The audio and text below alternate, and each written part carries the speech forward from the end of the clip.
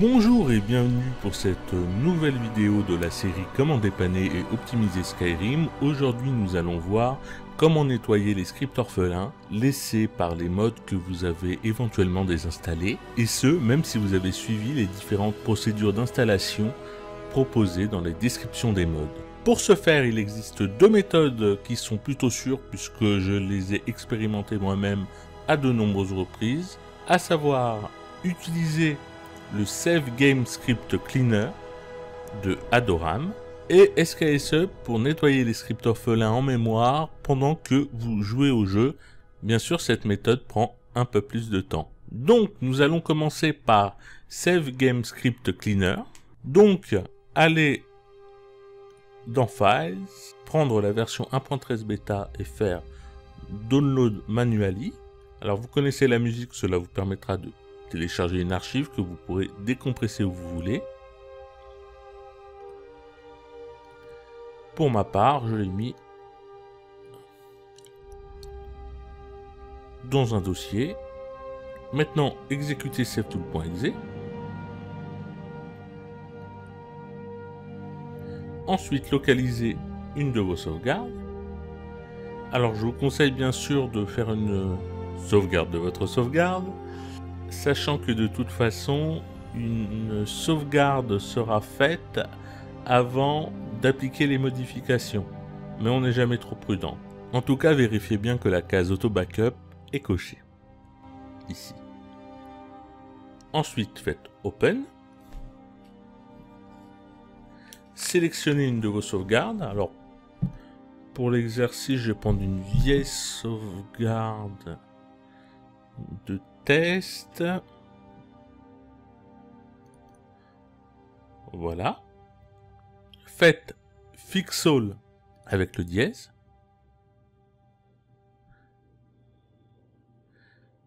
Alors, le résultat, c'est qu'il y a 701 scripts dans cette sauvegarde et 2021 instances qui ont été retirées.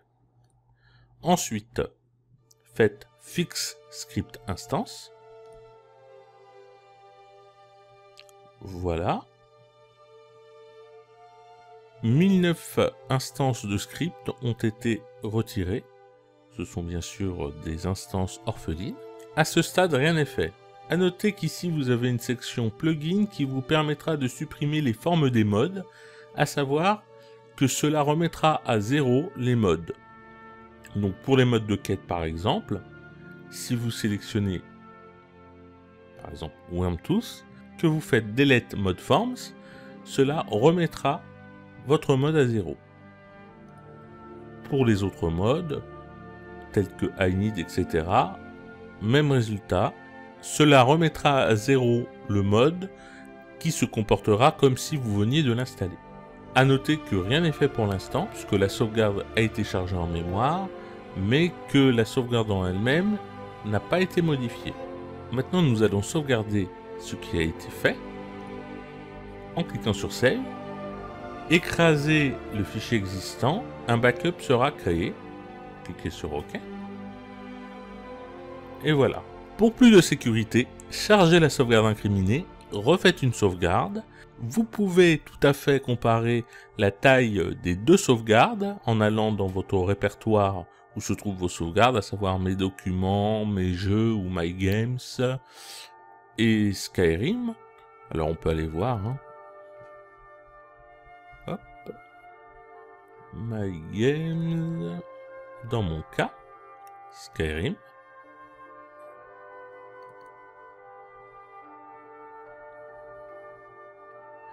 Et voici les différentes sauvegardes. Alors nous avons modifié 7809.ess et la voici. Donc anciennement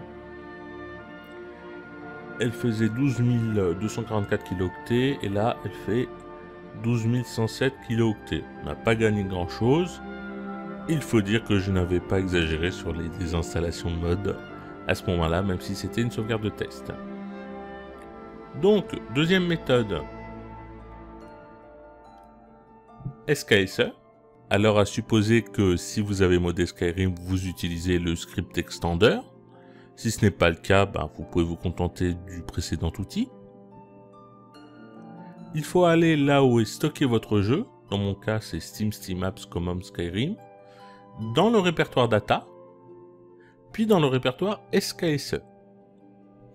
Ici, vous trouverez skse.ini. Si vous avez suivi ma précédente vidéo, vous avez dû le créer. Si ce n'est pas le cas, nouveau document texte. Ici, tapez skse.ini.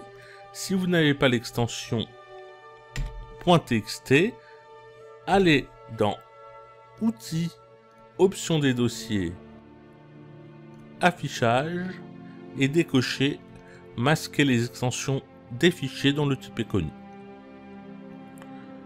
A noter que si vous avez un skse.ini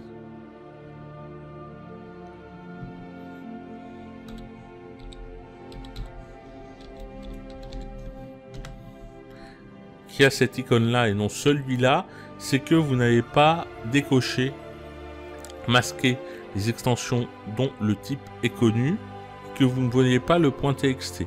Donc cela ne fonctionnera pas. Ensuite, éditez votre skse.ini et ajoutez clear invalide registration égale 1 dans la section générale. Alors si vous avez suivi la précédente vidéo sur la gestion de la mémoire, vous devez aussi avoir memory défaut HIP initial allocation MB 768, si vous utilisez la méthode SKSE bien sûr. Il faut que l'INI ait cet aspect-là, il ne faut pas que vous vous retrouviez avec des espaces, ou comme ça, il faut vraiment que votre INI ait cet aspect-là. Comme d'habitude, je vous mettrai la ligne qui convient, le clear invalide registration égale 1, dans les commentaires en dessous de la vidéo. A noter, comme je vous l'ai déjà dit, que SKSE nettoiera les scripts orphelins à mesure que vous jouez. Cela peut prendre 4 heures de jeu. Donc si vous avez des problèmes, et seulement si vous avez des problèmes, je vous conseille de faire un nettoyage avec cet outil. Et quoi qu'il arrive, de laisser skse.ini avec le clear invalide registration égale 1. Cela ne mange pas de pain, cela ne bouffe pas de ressources. C'est vraiment transparent et cela peut prévenir certains problèmes et en tout cas n'en rajoute aucunement. Ce sera tout pour cette vidéo de la série Comment dépanner et optimiser Skyrim. J'espère que cela a pu vous aider. Si c'est le cas, n'oubliez pas le petit pouce levé, ça fait toujours plaisir. Et vous pouvez éventuellement vous abonner à la chaîne. À ciao.